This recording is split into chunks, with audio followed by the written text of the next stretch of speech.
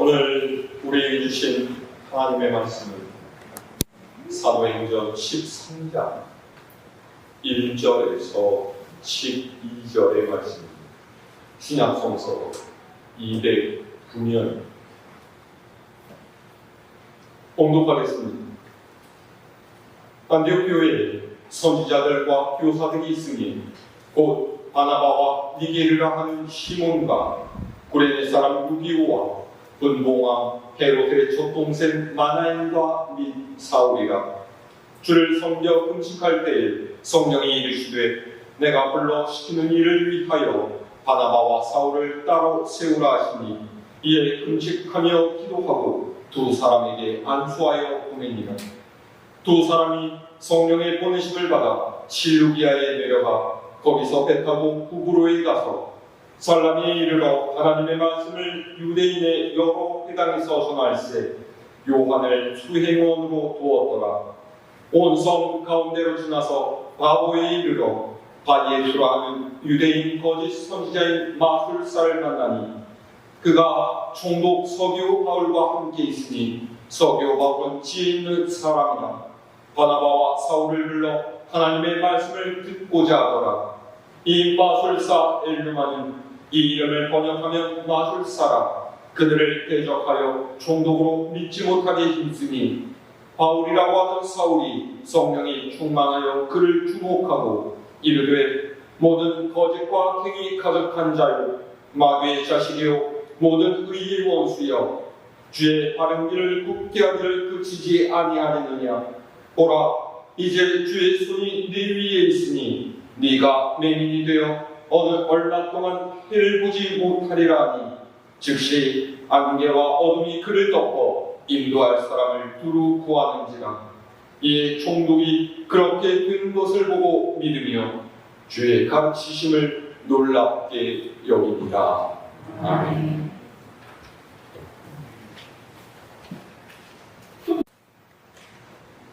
너무 더운 요즘에 바다로 어떻게 지내고 계십니까? 장마가 끝나고 나니까 무시무시한 폭염이 찾아왔습니다. 요즘 한낮의 기온이 섭씨 34도 이상은 기본입니다. 가만히 있어도 땀이 줄줄 흐르고 몸이 축축 늘어지죠. 에어컨을 틀지 않으면 견디기 힘든 날들이 연이어 계속되고 있습니다. 날씨가 이렇게 덥다 보니까 몸을 움직여서 뭔가를 하는 것이 쉽지가 않습니다. 그래서 삶이 위축이 됩니다. 밖에 나갈 일이 있어도 꺼리게 되고 되도록이면 에너지를 쓰지 않으려고 해서 해야 할 일도 자꾸만 뒤로 미루게 됩니다. 육신적인 환경이 이렇다 보니까요. 우리 내면의 영성에도 당연히 영향이 있습니다. 우리의 영과 육은 분리되어 있지 않고 하나이기 때문에 당연히 함께 피로감을 느끼기 마련인 거죠. 덥고 습한 열대야가 계속되니까 밤잠 이루기가 힘들고요. 그래서 새벽 기도에 오기 위해서 자리에서 일어나는 것이 힘듭니다. 수요 예배도 그렇죠. 한낮에 더위에 시달리다 보면 저녁 때 지친 몸을 이끌고서 교회에 오기란 쉽지가 않습니다. 그냥 시원한 물로 샤워하고 선풍기 틀어놓고 얼른 잤으면 좋겠어요. 목사님 자국은 너무 오죽하겠어요. 그러면 어떻게 해야 될까요? 교회도 학교처럼 여름방학 할까요? 더위가 시작되는 7월부터 한여름인 8월까지는 쉬고 좀 선선해지는 9월부터 예배드리면 어떻겠습니까?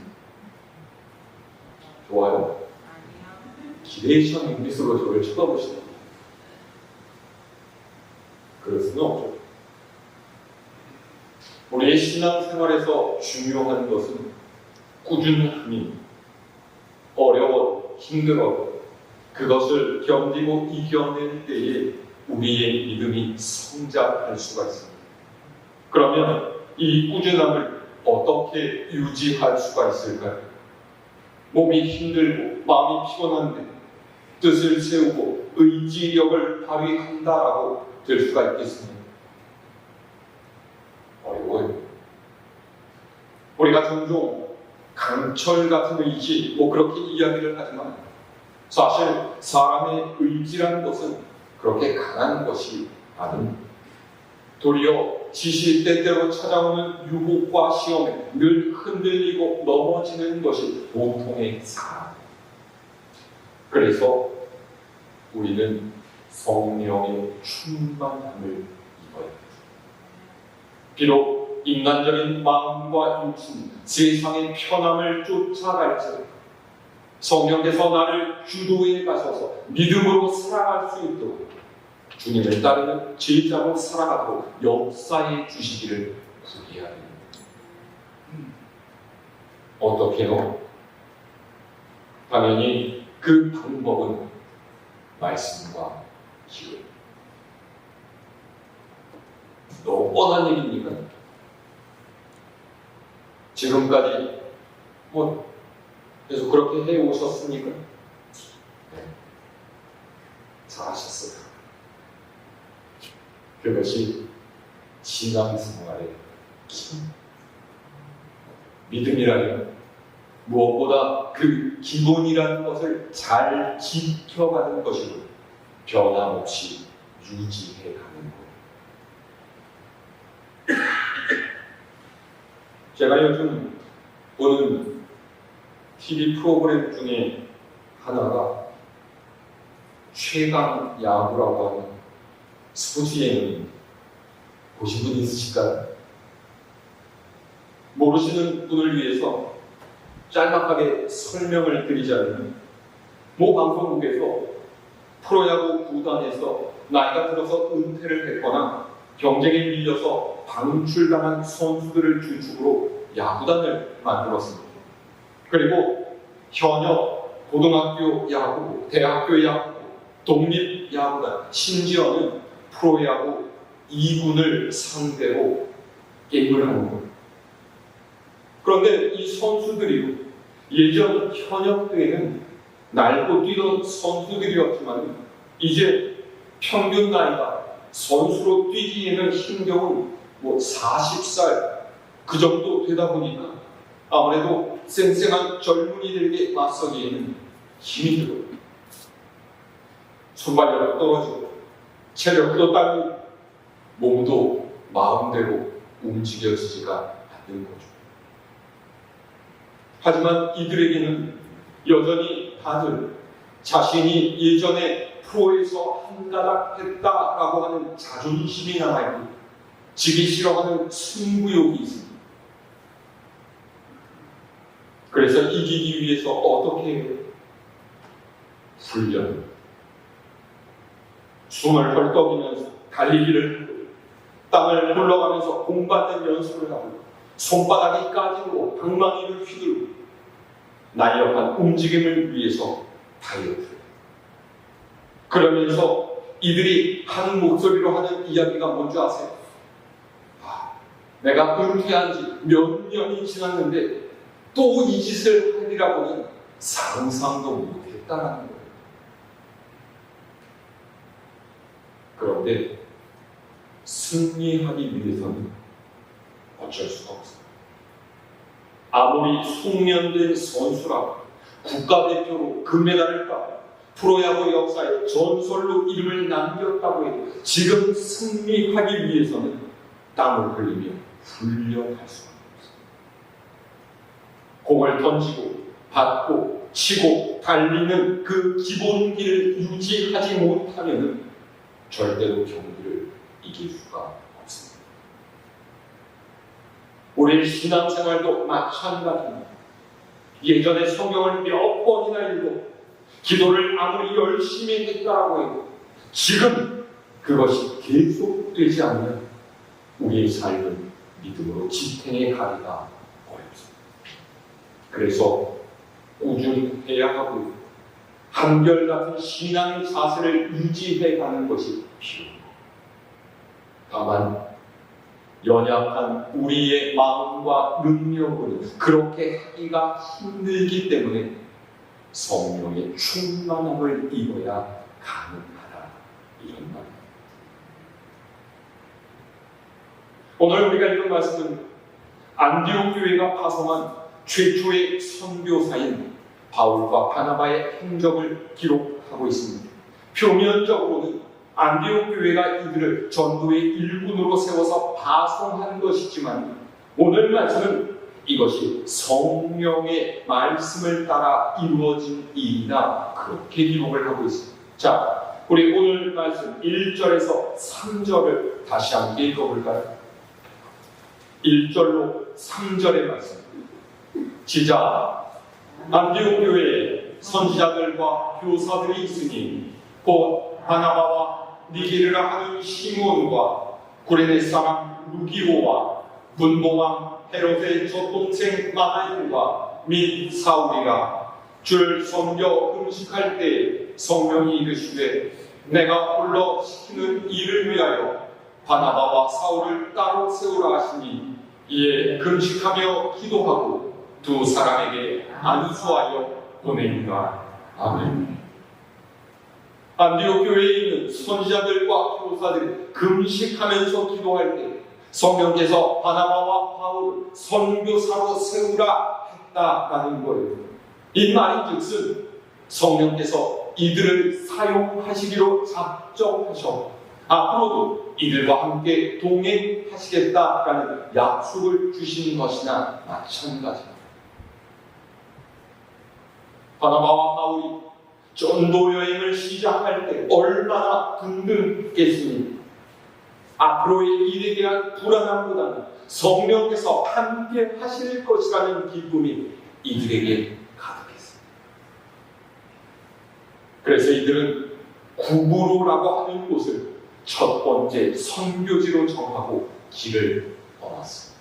자, 4절에서 5절의 말씀. 시작.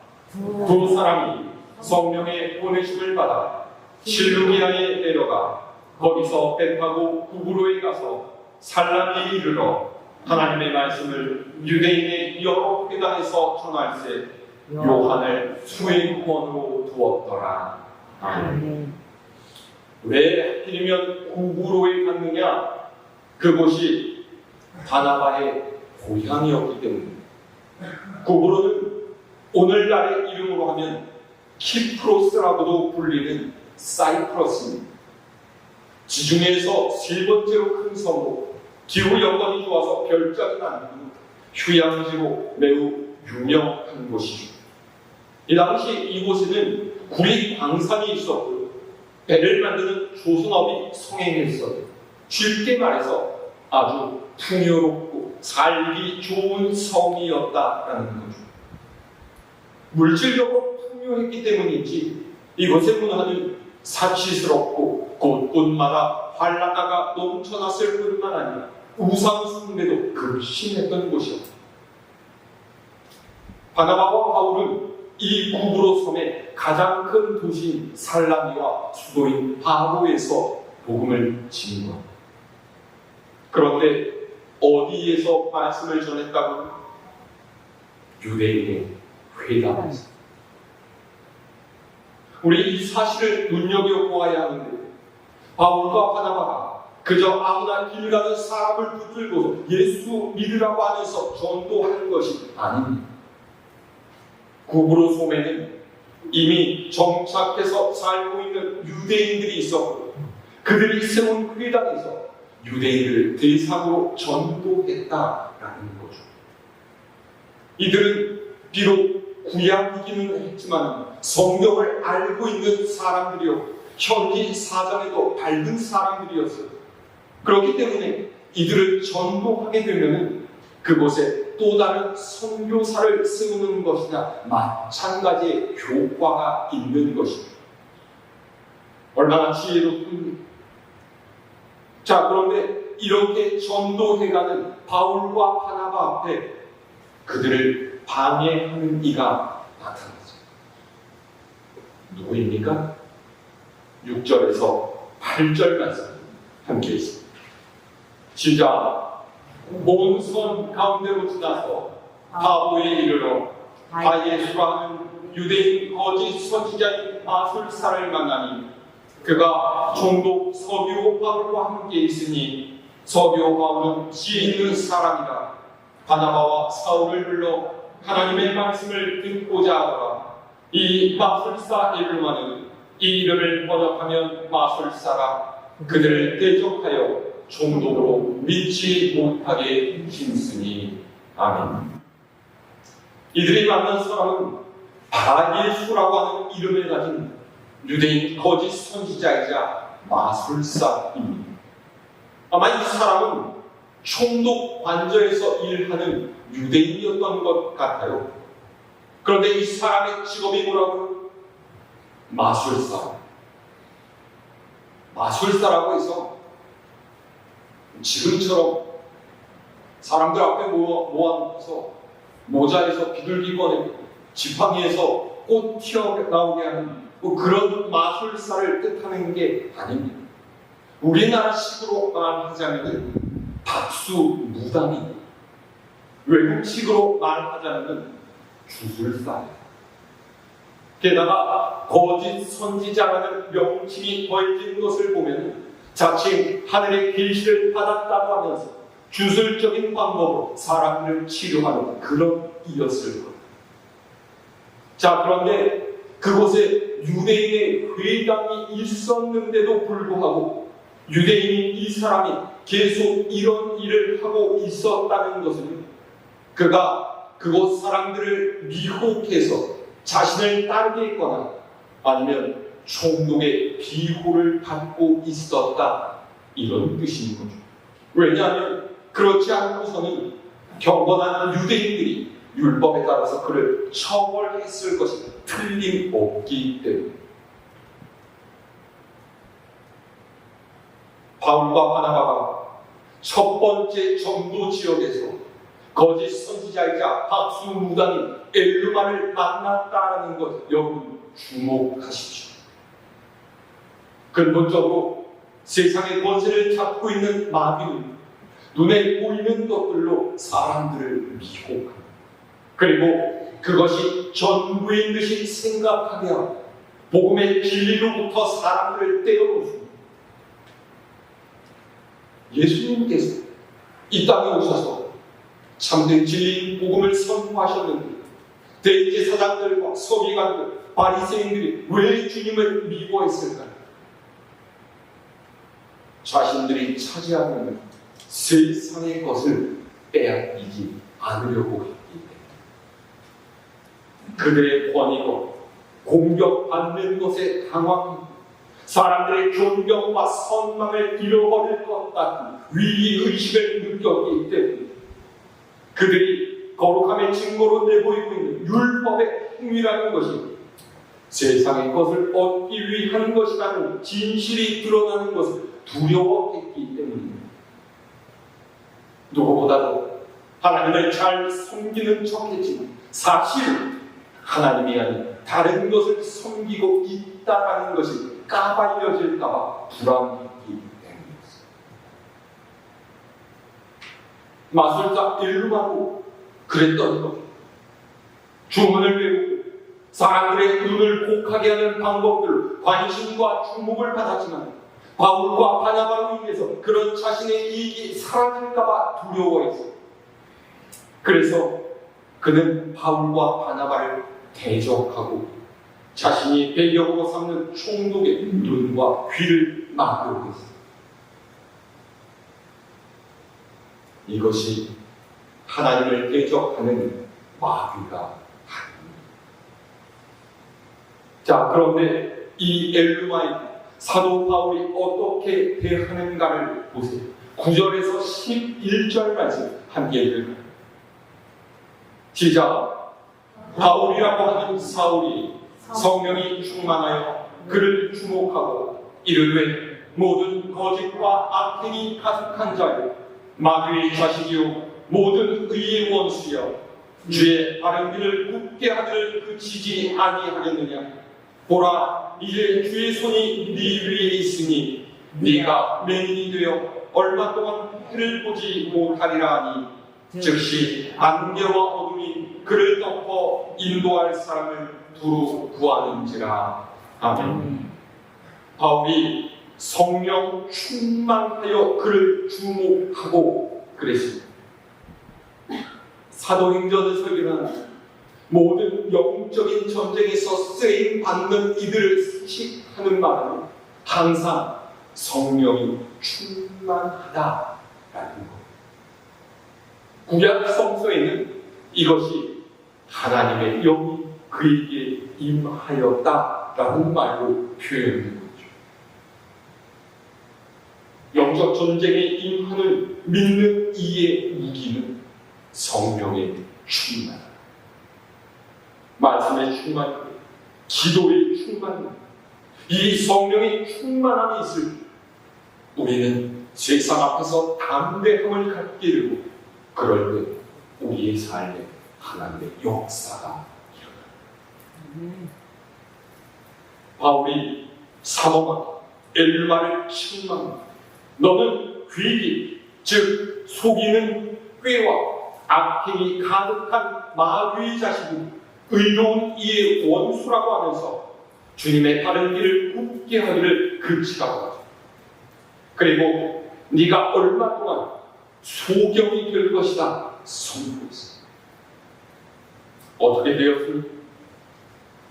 하나님의 역사는 이 마술사가 즉시 앞을 보지 못하게 되었다.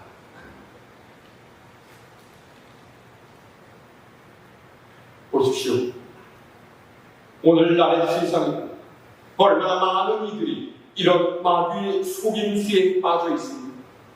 마귀는 우리의 눈에 좋게 보이는 것들, 많은 재물을 모아서 부자가 되고 세상 권세를 휘두르는 권력자가 되고 세상의 향락과 즐거움에 빠져서 살아가는 것을 성공이라고 일컬으면서 그것을 위해서 우리의 모든 인생을 다 바치게 됩니다.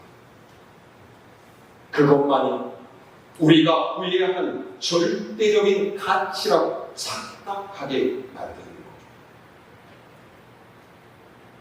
하지만 그것들은 진리가 아닙니다. 진리와 비슷해 보이지만 사실은 진리를 가리는 것들입니다. 우리는 바로 이런 세상, 성령의 충만함으로 이겨야 하는 그리스도인이라는 사실을 잊어서는 안 됩니다. 우리가 붙들어야 할 것이 무엇입니까? 예수 그리스도. 그분이 구원이시고 능력이시고 삶의 주인이시라는 진리. 자, 마지막 12절의 말씀을 읽을까요? 시작. 이 총독이 그렇게 된 것을 보고 믿으며 주의 가르침을 놀랍게 여기니라. 바울이 행한 이적으로 사람들을 미혹하던 엘루마가 소경이 되죠. 비로소 총독인 서기오 바울은 하나님의 말씀을 놀랍게 여기고서 복음을 받아들입니다. 성령께서 바울에게 승리할 수 있는 능력을 주시고 한 생명을 주님께로 인도하는 성도의 열매도 맺게 하신 거예요. 할렐루야.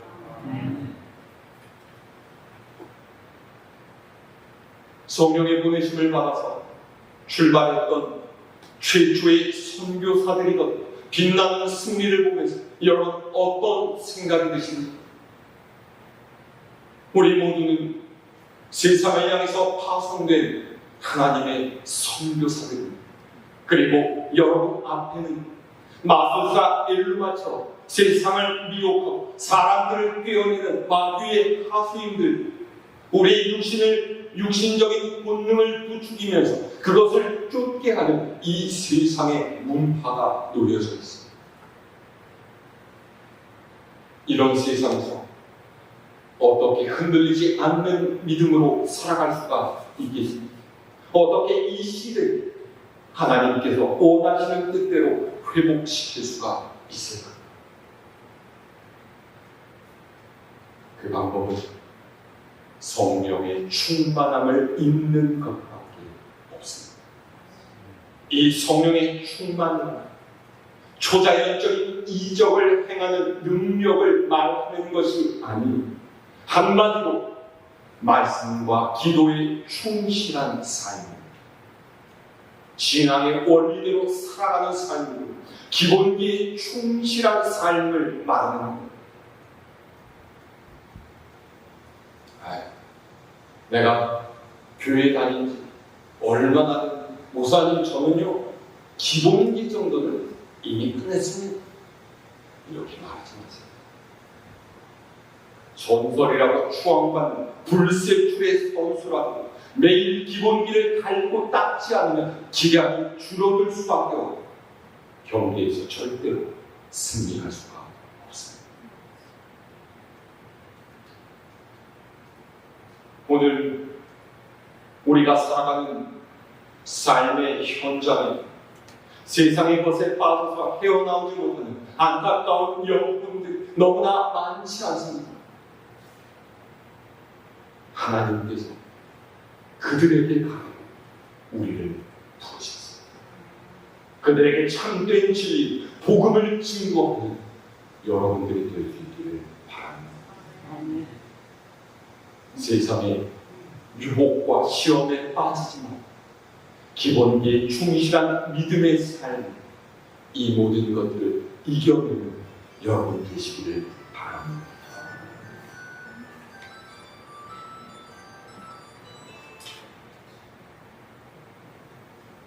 덥디더운 계절 속에서 우리 육신이 힘들지만 성령의 충만함을 우리의 영이 날마다 새로워져서 이 한 주간도 아름다운 믿음의 성장을 선교의 열매를 맺어가는 우리 갈보리교회 모든 식구들 될 수 있기를 주님의 이름으로 축원합니다.